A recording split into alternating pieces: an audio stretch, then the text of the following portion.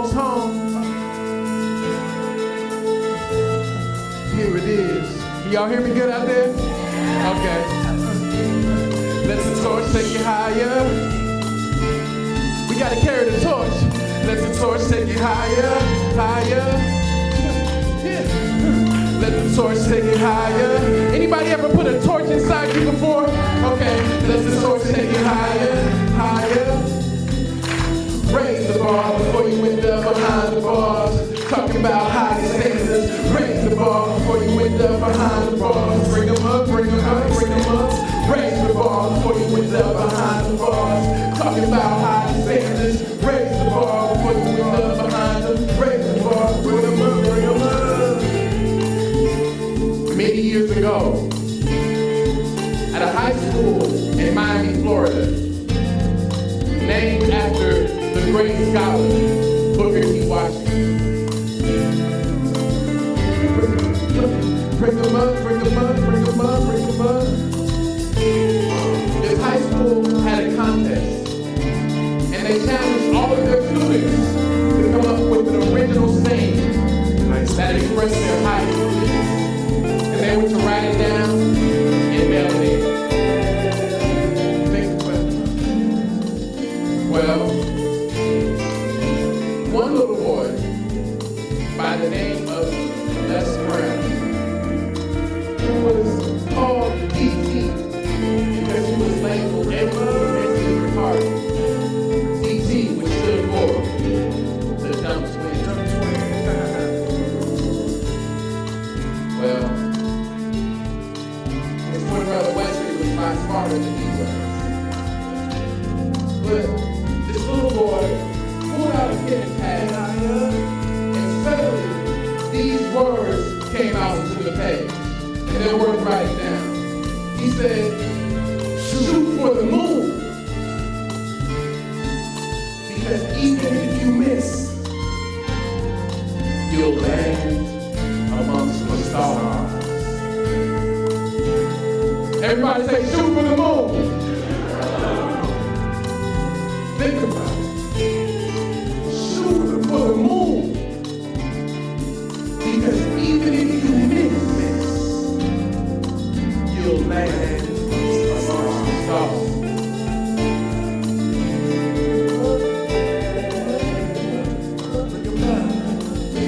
Yeah, come on. Well, that quote was read by Dr. Norman Vincent, the father of the self-development, who also wrote The Power of Positive Thinking. And he used that quote to close every speech. The quote that was written by my father. Those words will live longer in the members of my family. But I have something important for the history books as well. And I want to say this as well. You can write this down. This is my quote. Yeah. I want to say, raise the bar before you end up behind the bars. Talking about higher standards. Raise the bar before you end up behind the bars. Talking about higher standards. Raise the bar before you end up behind the bars. Talking about higher standards. Raise the bar before you end up behind them. Raise the bar before you end up behind them.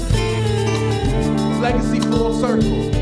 A new company that's raising the bar on educators behind the bar. Raising the bar on financial services. Raising the bar on how we do business and take care of the people that take care of our youth. Raise your hand if you're ready to raise the bar.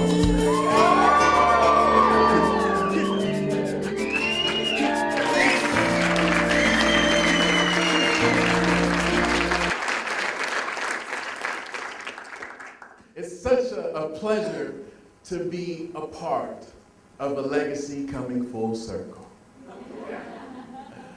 Once again, my name is John Leslie Brown, and actually my friends, my close friends, they call me High Hopes. Everyone say High Hopes. High Hopes. See, High Hopes it means what it means, but it's also an acronym, and it stands for a hip-hop intellectual going higher, helping other people everywhere soar.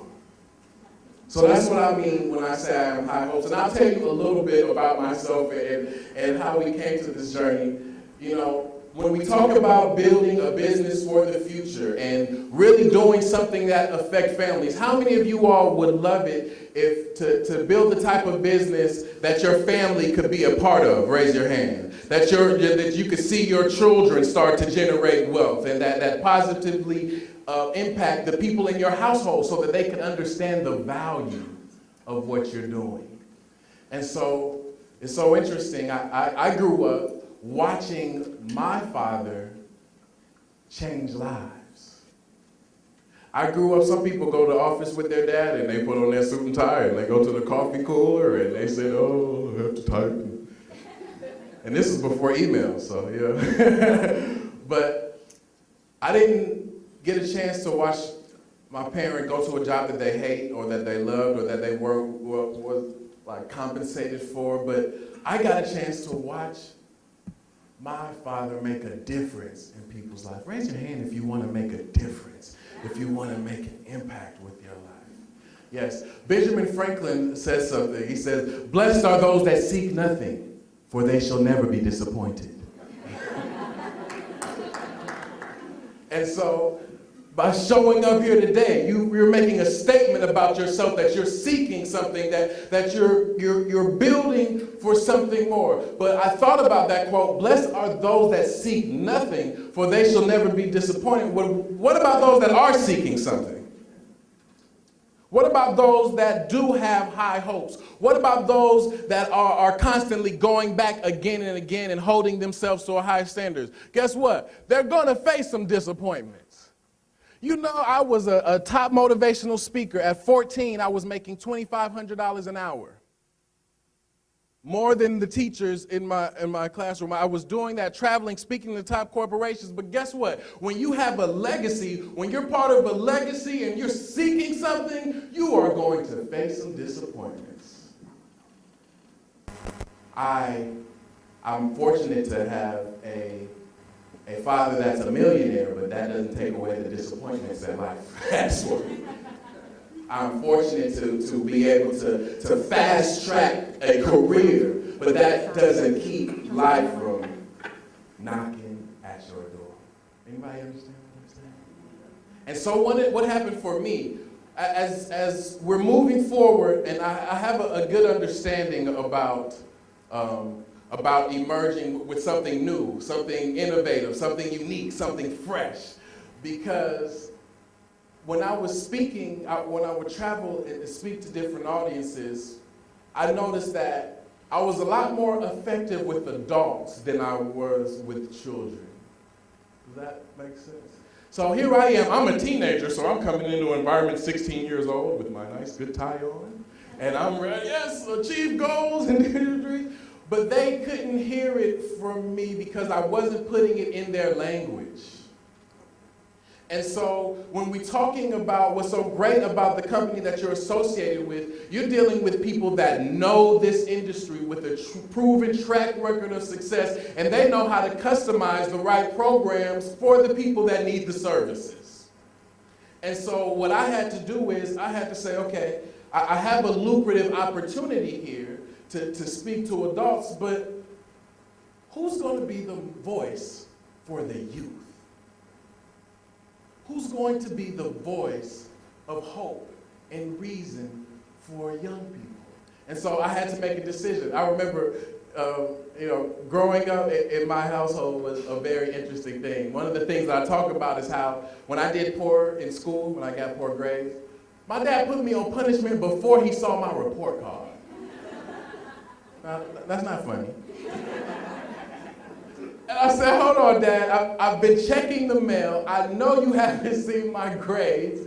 What's happening? He said, I don't need to see your grades. I don't need to talk with your teachers. I can tell you're not doing well based on how you're using your downtime. That's what I said. Okay. So I had to figure out what he meant by that. He said downtime. He could have just said free time or time, but I had to figure that out because it was giving me away. So I went back to my room and I thought about it. And write this down. The reason why they call it downtime is because that's the time when most people engage in the activities that prevent them from going up in life. I'll repeat that. The reason why they call it downtime is because that's the time when most people engage in the activities that prevent them from going up in life. He didn't need to see my grades, didn't need to talk to my teachers. He could tell based on how I was using my downtime. How many of you all know people that should be in this room today? Raise your hand. Okay? That's what's so great about being in a room with seekers, with people that know how to utilize their downtime. Because you're engaged in the activities that's going to keep you up in life. So repeat after me. Say, maximize your downtime. Yes. Maximize, yeah, you're going to have to repeat the yes. Maximize your downtime. That's one of the first things that I learned. And it was so interesting when I got put on punishment, we didn't have the traditional type of punishment in my household, no. There were no timeouts. No timeouts. He took away the keyboard from my computer so that I could only see my screensaver. He took away my telephone, took away my television. He put me on room arrest, which meant 2 meal breaks and 2 bathroom breaks. Then, on top of all that, he took the door off the hinges of my room and said, every time I walk by, you better be studying. Now, parents, don't get any ideas. But while I was in my room pretending to be studying, and then he has a sense of humor. So he would come to the door that's not there, and he'd say, oh, no need to knock, young man. Okay, very well, I can see you're reading. You know? And while in this time, I was so committed to not doing my best. I was so committed to being a failure. And you might know people like that I would not even do my homework because that would prove him right, you know, that this punishment things work. So I would just read motivational books because that's what was in the house. And that's what I was interested in. And I came across a quote by Jim Rohn, and a great author and motivator from this industry that just passed away recently, and he was really the person that got me to recognize the power of my voice. While I was reading this book from Jim Rohn, I came across a quote, and it said, your life, my life, the lives of each and every one of us will serve as either a warning or an example. Your life, my life, the lives of each and every one of us will serve as either a warning or an example. It went on to say a warning of lack of drive and ambition, or an example of objectives clearly perceived and intensely pursued. Ladies and gentlemen, you're a part of Legacy Full Circle, an organization that's going to dominate the industry and provide the services that people need. Give yourselves a round of applause because you are an example. You get the chance to be the first examples of success. You get the chance to be the first examples of wealth. You get the chance to be the first examples of the type of attitude that it takes to be successful in these competitive times. But how to cooperate with other organizations like the Great Americas, like the companies that understand the vision, that understand the objectives that are clearly perceived, and that are willing to help you intensely pursue them. That's a privilege. That's an honor. that's a gift. And so, as a teenager, at 19, I had to make a decision. What am I going to do to make a bigger difference? I was doing an engagement yesterday, and I was asked the question, what do most people mistake about success? What are some of the misconceptions about it? And that was very easy for me to answer. A lot of people look at what they can get in life. They come into a company, oh, I'm gonna get this real quick. Okay, we're gonna make this happen. Oh, right, turn around, 30 days. You know, they have that mentality. Why? We are in a time where people want it right now. Give it to me real quick. Because of something, it's a disease, it's not commonly talked about, it's not the swine flu or anything like that, but a lot of people catch it. It's a disease called instant gratification. See, it is my firm belief that instant gratification is the foundation for worthlessness. People that come into this organization, that sign up to be a new associate, if they come in here with their instant gratification cap on, best believe you want them out the door as soon as possible. You want people that appreciate, that understand the value in what? Delayed gratification. I was 19 years old, making more money than most adults that I know, using my voice to make a difference, but for some reason I knew that I could do more. Everyone say, I can do more. I can do more. Sometimes, even if you're happy about your success, even if you've achieved a lot, even if you do good and you're not a bad person, you know, other people might know, might not understand, but you know when you can do more. And so I started to think about it, you know, in talking about reaching the youth. If Nelson Mandela told the young people to read for 15 minutes a day, then they probably never hear about it. But if Jay-Z said it, I'm getting my read on, chapter 2, chapter 2, chapter 2, right? And so I said, okay, well, see, when I spoke, I said a quote. I said that if you can turn on the radio and learn how to be a thug, you should be able to turn on the radio and learn how to be a thinker. Maybe that'll get some of these children to appreciate these teachers a little more. If in the car they had to bump and understand the value that the teacher was bringing. I know it's tough, but you know. But that was the goal. So here I am, traveling, speaking, saying this, and it's not enough to just talk the talk. It's not enough to complain. One must correct. And so I was thinking, you know, my dad's quote, shoot for the what? Shoot for the moon. Because even if you miss, you'll land amongst the stars.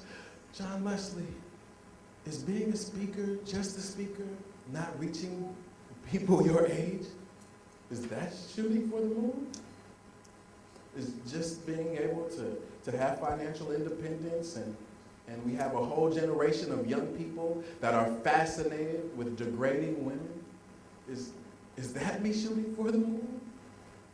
And the answer was no. I remember one time while I was on punishment, right before I decided to get my act together, I was reading and I came across this question.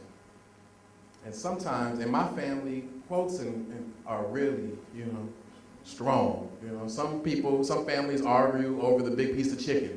You know what I mean? Some families argue over who gets to, you know, sit in the front seat or something. But in my family, if you have a book of quotes or something, or you had a good quote, ooh, you better watch it. You might get a shoe tossed at you. Okay? And so, but this wasn't a quote, this was a question that I didn't know what to do. And I'm a teenager and I came across this. It said, if you had to be who you are today for the rest of your life, would you be happy? If you had to be who you are today for the rest of your life, would you be happy? And for me, at that moment, the answer was no. I was not maximizing my downtime. I was not living up to my potential. I was not doing the best with what I've been given on this planet. And so I had to make the decision to do more. I had to make the decision to show up. Everyone say, show up. Show up. Everyone say it again. Now, this is what's interesting. Everyone say, hey. Hey. Say, ho. Ho. Y'all see how that was louder? Now, this was my dream, okay? You have thousands of people filling up stadiums. How many of you all know if there was some entertainment in this room today, you wouldn't be able to get seats in here and people would come out if it was, okay? So if Lil Wayne was up here, it would be like, oh my goodness, lollipop, I gotta go. You know, and you can get teachers, even teachers, you'll be like, what are you doing here? What happened? You haven't been at any of the last meetings, you know? They'll be here to sing that song. But I don't understand how you can have stadiums filled up every day with thousands of people screaming out, hey, and ho, and you can't have those people scream out belief, vision, purpose, success. You have, everybody say success. Yeah, thank you, right? Right? So my goal was to be that type to make such an impact that I could shift the dynamics on that. To where in the future, like, oh, you have your audience say, hey, and ho. My crowd screams achievement. You know, imagine how more empowering that is than ho. Okay? And so everyone say with power and conviction, everyone say show up. Show up. In 2010, this is what you must do. You must show up. That's why I'm preaching to the choir here. You made the decision to show up here today. And I commend you. A lot of people, there are services, products, activities, resources that many people don't take advantage of, even when they hear about it, even when it's promoted properly. Why? Because people have the nerve to want change and refuse to show up. How do you want financial security if you won't show up to get some more knowledge to help with that? I remember I was walking with my father one day, and he's earned over $60 million in his life, and we were walking down the street, and he said, oh, I need a $100,000 idea today. And I said, hold on. In my mind, this is a person that makes $100,000 every couple of weeks, and he has the mindset to say out loud as if it was something on his to-do list. I need a $100,000 idea today. That's that type of vision that a lot of kids don't get a chance to see their father have. And so, me being the son that wants to make his dad proud, I've got a lot of ideas. So I'm immediately start thinking of which one I'm going to pitch to him. Like, Dad, I got your $100,000 idea. We're going to do this, right? So we catch a movie. This is a rare occasion. And then I learned something from him. We went to Barnes & Noble. He spent $600 on books. Now, some people don't spend $600 on rent. Okay? Roommates on it. But here he was, one of the most knowledgeable people I know. He said, I want a $100,000 idea today. And he chose to do what? He invested in himself. He didn't show up on the couch. He showed up in the bookstore. So while I'm trying to get ideas from here, he's trying to get ideas from others who have done things that he hasn't done yet. And so that's why I commend you for being in your seat. It's about quality. The quantity will be attracted to your wealth. It's about quality. The quantity will be attracted to your results. It's about quality. The quantity, they'll come when they see you many years from now, when the company is even more developed and established, when the world knows the type of impact, the type of new perspective that it took in order to break away and start something new, using the wisdom and the knowledge of the people before you. They'll come and they'll want to be on your down line, you know? You can't get on my down line 2 or 3 years from now. No, you're my down line. That means we're down to a certain extent, you know what I mean? So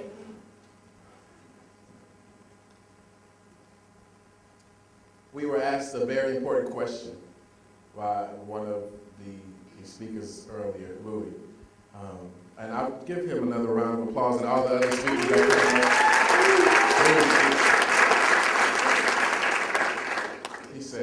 He asked us to ask ourselves, why are we in business, I believe? Why are we in business? Not just this business, but why are we in business, period? And I had to make a decision. Am I just in business to please my father? Am I just in business to make money? Am I just in business to help those who have more? Or am I in business for something else? Let me tell you why I'm in business, because I asked myself that question after you asked me. I'm in business to plant seeds of hope. I want you to write that down. Seeds of hope. Seeds of hope.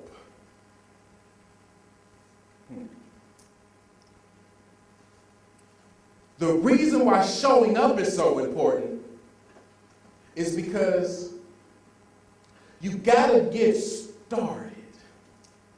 You gotta take that first step. There's a quote that says, you don't have to be great to get started, but you gotta get started to be great. And so that seed of hope, because I grew up as the seed of someone that was spreading hope and positive energy and love and tools to help people overcome, I came from that tree. And I had to find my own way. I had to go through something else. And what's so interesting about a seed is very small. My favorite book says if you just have mustard seed faith, that you could achieve incredible things. But the interesting about a seed is very small and it's very delicate. It's very fragile and brittle. But if you think about what it has to break through, the dirt and the rocks and that it has to break through in order to be successful, I want you to know right here, you are the seeds of hope for teachers all over the world. For educators all over the world, for people. There are people in a room right now not knowing what to do with this problem, with this crisis, and they're waiting for your call. Why? Well, when the seed is growing and as it comes out, it's so interesting. They have a tree in the Far East. My dad talks about it. It's called the bamboo tree. Any of you familiar with the bamboo tree? Yes. And so, as you all know, the bamboo tree, you plant it, and you have to water it every day for 5 years. Okay, y'all, no, I'm gonna run that back. No. Some people don't even brush their teeth every day. You know what I'm saying? Hold on. You have to water this plant every day for 5 years. And for 5 years, 2 years, 3 years, nothing comes out of the ground. The 5th year, the bamboo tree grows more in that year than most trees ever grow in their lifetime. And so, what does that teach us? Everyone say it like it's a good word. Say it like it's cool. Everyone say patience. Patience.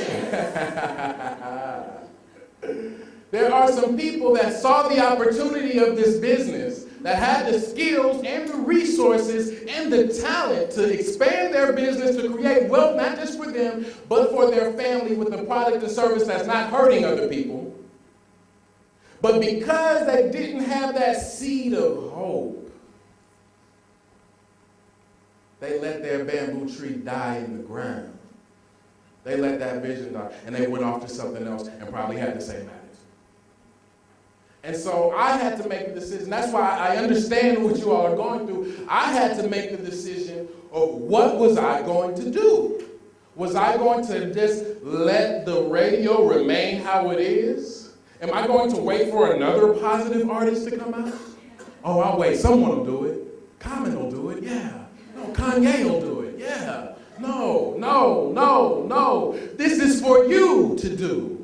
This is for you, John Leslie Brown. This was for you, no one else. Who else is better than Les Brown's baby boy to bring a new message on the airwaves? Who else better than Legacy Full Circle to change the way that things are done in this industry? To build a community. I was listening to the speakers up here say the names of people in the organization. You guys are in on the beginning level. You better be happy that people even know your name. Most of these companies, people signing up, the people at the top levels, they don't know their name, don't care. You're number 126. Okay? And so this is a family. This is a community. This is a movement. Raise your hand if you feel like you're part of this movement. Do we have any new guests here? Any guests that were invited that aren't actually associated? Are there any people here? No? If so, okay, we got a couple people in the back. I just want to just keep on reinforcing what a rare breed that you all have in your leadership. People that keep their word. People that listen and take time to really help. And so, always show up when you can have some seeds of hope planted in you. All of these conferences, all of the workshops, all of the tools and resources that AIG talked about that offer, make sure that you get those seeds of hope in you. Why? Well, whenever you plant some seeds, you plant seeds of hope. Everything isn't going to stick. Everything isn't going to take root. The ones that actually come out of the ground, the ones that come out of that beginning stage after the hype goes away, when it's time to get in the hard work, those are the people that have what? Higher standards. Write that down. Higher standards. Higher standards. Someone got up this morning that was supposed to be here, but their higher standards left before they got here. Before they did. They left. Higher standards went.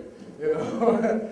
and why? See, the ones that break through, the ones that have the higher standards, you realize in order to see the light, you've got to be the light. In order to really break through to a whole nother level when all these different companies are trying to get to the top and to establish new brand, the people that are in this organization have to have higher standards. And so, what does it mean to have higher standards? You know, that sounds good, and definitely those that have higher standards maximize their downtime. And this is something too. When you have higher standards, when you maximize your downtime, remember this. You must be more dedicated to your destiny than you are to your distractions. In order for us to make it, in order for 5-10 years from now, for me to be coming back and speaking at a national conference in the Georgia Dome somewhere or at the Staples Center, and to look out at some of these faces, you guys will probably be backstage with me hanging out, you know, but in order to do that, we've got to be more dedicated to that destiny than we are to these distractions. Does that make sense? How many of you all know people that are dedicated to the distraction? Any latest study that feeds into the distraction they want to tell you about? Did you know there's a distraction on CNN and a distraction on Fox? Did you know that they got a new MP3 called Distraction? I want to let you hear to it. They've got the distraction fully researched out. They've got all the elements. They can email you links on all the conspiracy theories. But when it comes time to have some higher standards, to keep your vision focused on what you're really about, then that muscle weakens. And this is what I think. I don't think higher standards is always about making the right choice. I don't think that people that have higher standards have some type of instinctual do-gooder syndrome in them. I don't think that's what it is. Having higher standards is about knowing what you got. It's about knowing who and whose you are. It's about knowing that this company is breaking the mold, it's going against the grain, and these are the resources, these are the skills, this is what I have to offer to the planet. When you know what you got. That's why I was able to make and record over 300 motivational songs with no profanity. because I knew I come from a person that was able to do tons of speeches and to inspire people and to get them fired up without cursing them. Because I knew what I knew. And so when you have those seeds of hope planted inside you, I want you to think about someone that might have inspired you when you were young. You know, that first person that you looked up to, because what happens is the type of passion, and write this down, raw determination. Raw determination. In order to make it in this new economy, in this new marketplace, it's going to take definitely some skill. It's going to take people that know what they're doing. It's going to take effective leadership. You got that covered. You got the tough stuff out of the way. But also the tough part is going to be in you having that raw determination. You see, it's so interesting. I asked the question, how did this company get started? And I heard a little bit of the backstory, and if you all only knew my life, you would say, wow, I need to be on the board or something. This is actually it, because it's about when you grow up in something and when you know something really well and the old systems aren't getting the job done, you know what to implement that can make a positive impact. And so I said, hold on, Dad, I thank you, you're a great coach and everything. I love the speaking thing, but I'm going to be the first motivational speaker with the #1 music video. I'm going to be the first motivational speaker with the #1 music video. Isn't that great, Dad? We're going to get these young people motivated too. What did he think? Hold on, you mean you're going to tell me you're going to turn down making $7,000 an hour, which I was at the time, to be a rapper? Have you ever had a vision for yourself that made you proud of who you are, and then you went and tried to share it with someone close to you, and they tried to make you feel ashamed of it? Have you ever experienced that? Have you ever had a vision of yourself that you knew it was big? You know this is worth something, and you try to tell the people closest to you, and it falls on deaf ears? I know what that's like.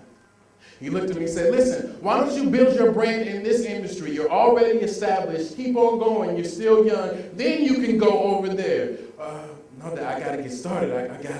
I got to get skillful. These people are in the studio working every day, and they're pushing film. How am I going to waste any time? Okay, no, but it's too crowded over there. Everybody's trying to be an entertainer. Forget about it.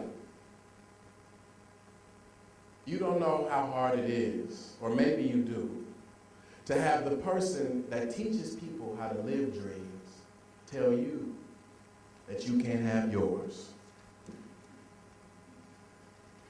Travel around the world, you can live your dream, it's possible. Not you, son. And that hurt. It created doubt. It created the type of, I used to believe in myself, but wow, can I actually do this? You ever get in a business and you started off looking good and real promising, and then after you go out for a couple weeks and try to recruit some people, you say, can I actually do this? Maybe I'm not qualified. It would be so much easier just to work for someone else, to tell me what to do, even though I'm not fully being utilized.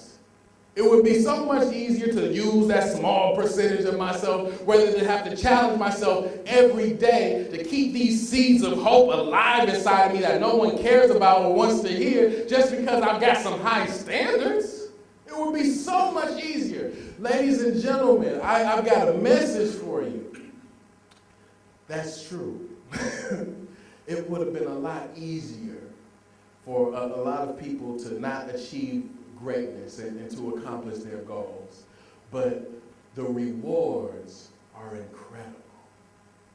The rewards are incredible. And so as you constantly look at and nurture your seeds of hope, and when you know what you've got, when you know that the gifts that are inside you, there's a quote that says, within you are gifts, which properly grasped and directed will set you before the elect of the earth, the doers, the thinkers, the dreamers among men.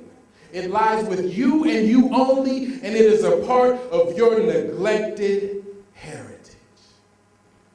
So you've inherited some brilliance, you've inherited different talents and gifts, and when you have higher standards, you're ready for your inheritance. You're not letting anybody take it away. And we move to the next thing. Everyone say opportunity. Opportunity. Right, you got to develop an opportunity mindset. Opportunity mindset.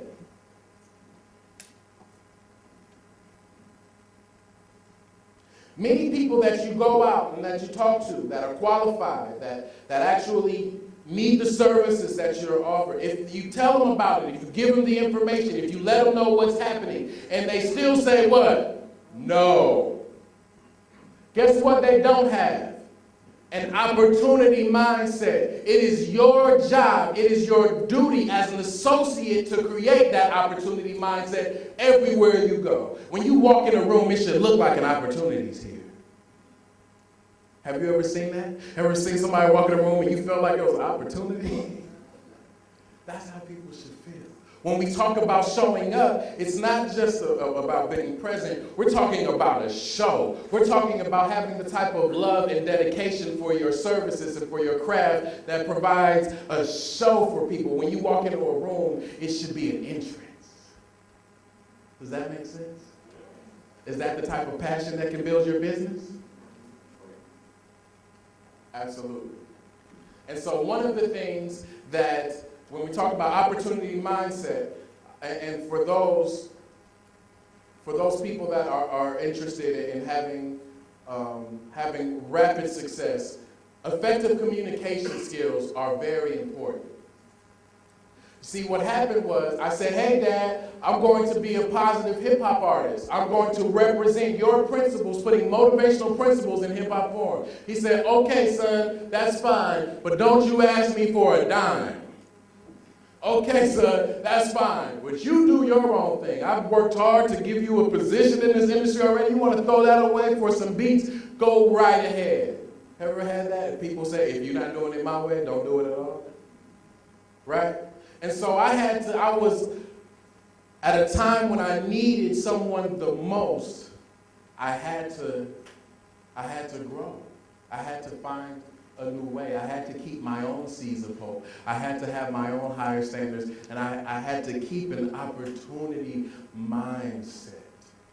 And so with that, because I developed my communication skills, I was able to make it happen in new ways. I actually, while working on my album, I started an inner city youth program that was funded through UCLA, entitled the For Real Hop Institute, which stood for the For Real History and Hopes of Our People. And young people were able to use studio equipment and record albums and perform in Hollywood. The battery, yes, the battery is strong. But can you all still hear me? Yes. Okay, all right. Everybody say hey. Hey. Everybody say battery. Battery.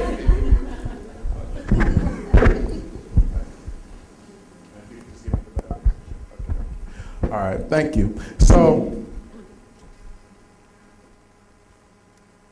I was able to find a new ways in these new times where we got a lot of people that have to do a new thing with their life. And with something, I learned something.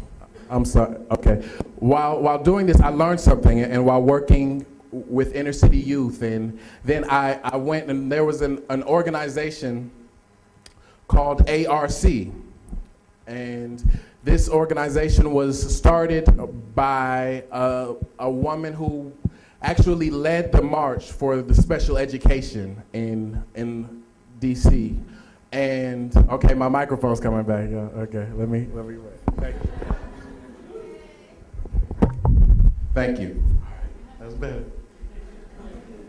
And so I volunteered there for several months. And I got a chance to do things that a traveling speaker would never get a chance to do. I got a chance to learn from people. So we've got people out here that have low standards. Everyone say, no one rises to low expectations.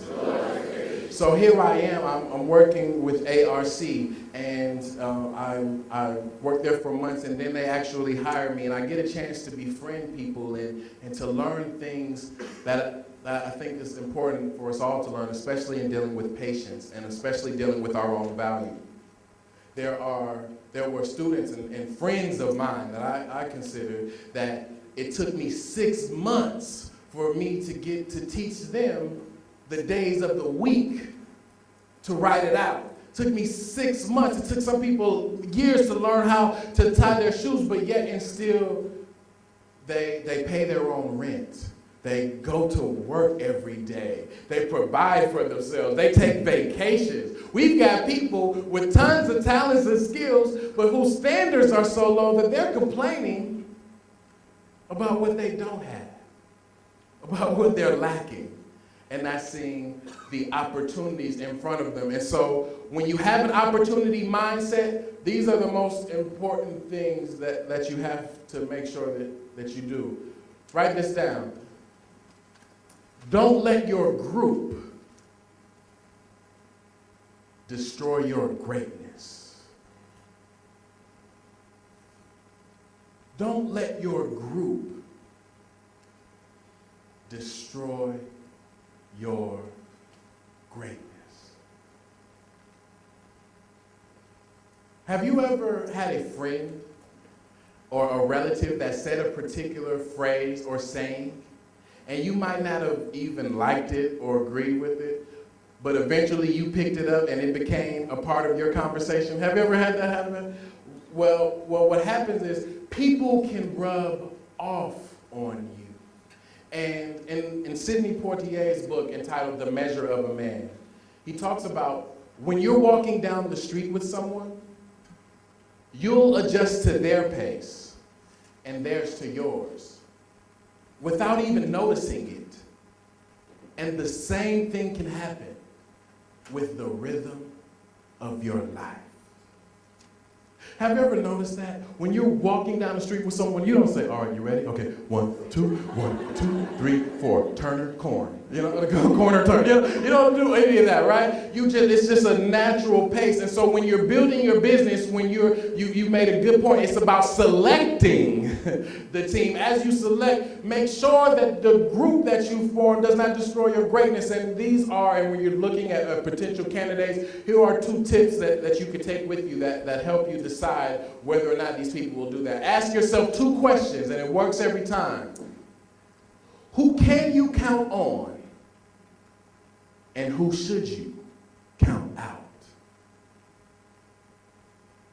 When determining whether or not your group is destroying your greatness, whenever you get a new friend or a new colleague, you want to ask yourself, who can you count on? And who should you count out? There's a quote that says, some people can breathe off of the oxygen of your attention, and they don't need to be. And so I had to stop, because when I said, okay, I'm going to be an artist, all the people that saw me as a speaker, they weren't in support. That you can't do that, okay? It was too big. They looked at the names in the marketplace that were strong, the brands that were stronger, the established people that have been there for years, and they didn't see any possibility of my seed of hope of being able to not just speak in corporations, but to speak to our youth. They didn't see that breaking through. They didn't know my standards were so high that I was willing to give up engagements, to stop making money, so I could write this down. Impact drives income. That's the first lesson that I got from my dad. Impact drives income. And so you might have been a part of different businesses before. You might have seen other great opportunities and taken advantage of them, but you always want to stick with a company that's making impact. Am I right? Because the payoff is going to come in more ways than one. It was so interesting. As a child, when I was 10 years old, my father had a nationally syndicated television show. And he was also married to a famous singer Miss Gladys Knight. And so I grew up where at one point, my dad was the famous person when we went out, but after he got with Miss Gladys Knight, people were coming up, oh, they want my dad's autograph. No, they're going to her. You know, and I learned something. While we were at dinners and people would interrupt us, which as a kid you hated, you know, people would come up to Miss Knight, to Mama G, they would say, hey, we love that song, Midnight Train to Georgia. Ooh, can you sing it? Midnight, you know, oh, can you sign my shirt? Or, you know, can you sign my napkin? But that would be the people in the restaurant would come up and say that. But then, one time, the owner of the restaurant came to my dad and said, hey, thank you, Les Brown. You changed my life. You want to be with a team that can change people's lives. You want to be with a team that pushes your legacy full circle, not just the products. You want to be with the team that plants seeds of hope for the generations to come. When I looked at the program that will be initiated in these schools, all I'm thinking is, what? Opportunity mindset, how can I get down? How can I be a part of that? How can I help? How can I serve? Why? Opportunity only dances with those who are already on the dance floor. Opportunity only dances with those who are already on the dance floor. When you meet a person, no matter how you're dressed or you look, when you shake their hand, you want them to feel like you're already on the dance floor, like you're already part of the biggest, the brightest, the fastest growing company around. Why? Because when you do that, you create an opportunity mindset in the person that you're dealing with. And once a mind has been expanded with an idea or a concept, it can never return to its original state. It would have been a lot more comfortable for me to continue speaking and not to work with inner city youth. It would have been a lot more comfortable for me to just go travel and talk for an hour rather than go to a place every day and sometimes wiping other people's behinds that can't wipe themselves. Trust me, it would have been a lot easier. But I saw what some people could have looked at as discomfort or beneath them. I saw an opportunity in that. I saw an opportunity. And when I listened to the other speakers today, when I heard someone say, bring out the champion from within. When I found out the information about this program, that the title was In the Presence of Greatness, I said, hold on.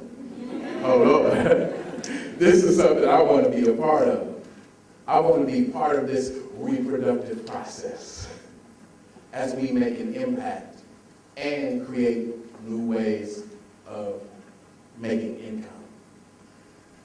And with that being said, I had to surround myself with people that were musicians, that were artists, that were in the industry. Now this is funny, I had friends that had full studios, that were great musicians and produced, but because they saw me as a speaker, they wouldn't help me.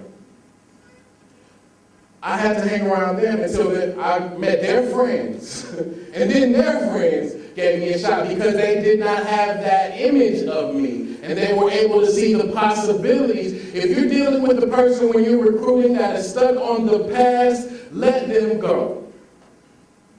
They talked about leaders earlier and the type of work that leadership requires. And write this down. A leader is a person that does not go where the path may lead. A leader is a person that does not go where the path may lead, but they go where there's no path, and they leave a trail. Y'all like that? A leader is a person that does not go where the path may lead, but they go where there is no path, and they leave a trail. Look at the person to the right or left of you as soon as you're done writing and say, leave a trail. Leave a trail. You don't want to recruit, you want to leave a trail. You don't want to sign people up, you want to leave a trail. You want people to say, oh, whatever that guy's got, I want some of it. He gets those seeds of hope that are inside me, he gets them going for some reason, I don't know what it is.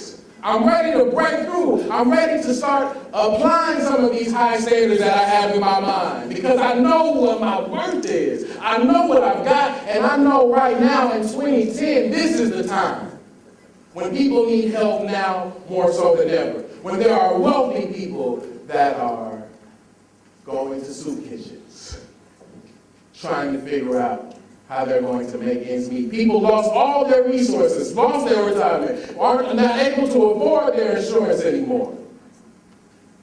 They're waiting for you to create that opportunity mindset. And for those that are interested in speaking and taking that to a whole nother level and monetizing in that way, I'll definitely be a great coach and tool as you develop your business and your platform. And as we move to the next point, I want everyone to say again with power and conviction like you're seeing me for the first time. I need everyone to say willpower. Willpower. Ooh, that was good. One more time, okay? That was great, okay? I feel like it's 20,000 people in here, okay? All right, 1, 2, 3. Willpower! Yes! You know, there is something special about this room. I could be in front of a different audience, give my same presentation, and say willpower in here. Willpower. You got to have something special inside you just to speak up nowadays when it's easy to hide. When it's easy to hide your gift because you won't be criticized. When it's easier not to ask than to have somebody say no. Oh, you trying to sell something? No, I'm not trying to sell you on something. I'm leaving a trail. Follow if you want to.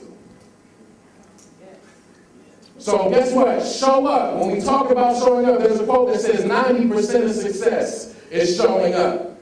90% of success is showing up. Just being present. Just being there. There was a new organization called CEO Space that I had the opportunity to go and to be a part of. And my dad told my brothers and sisters about it, but he didn't tell me, you know. So guess what? I showed up anyway. I showed up. And now they're talking about making me a national sales manager and traveling and speaking on their behalf. Why? Because I showed up. And so, as you show up, I want you to remember, 90% of success is showing up, but this is that other 10%. You got to keep on fertilizing, keep those seeds of hope inside you. Don't let anything take it away. You got to maintain those higher standards that will set you apart in life. They say it's lonely at the top, but you eat better. When you meet people as you're recruiting and building your business, your job is not to pitch anything, your job is to create an opportunity mindset. So that they see the opportunity in their relationship with you, and that will give them the vision of the relationship with this legacy. And it takes a lot of willpower. It takes a lot of willpower. It takes a lot of tenacity in order to be successful today. When I was 14 and 12 or 13, I had to memorize certain pieces. And because my dad was programming me for success. And the first piece that I had to memorize was this piece that I'm about to share with you. And in closing, I just want you to know that I look forward to watching your business come full circle. I know what it's like to spread your wings. I know what it's like to go against the grain. I know what it's like to get rejected from the same people that taught you what acceptance was. But there's something about willpower that overcomes everything. I want you to imagine a 13, 14-year-old being forced to memorize these words. And I want you to apply them to your life. In the book entitled The Secret of the Ages by Robert Collier, it says this about willpower. The human will, that force unseen, the offspring of a deathless soul, can hew a way into any goal. Though walls of granite intervene, you will be what you will to be. Let failure find its false content of that poor word environment. But spirit scorns it and is free. It masters time and it conquers space.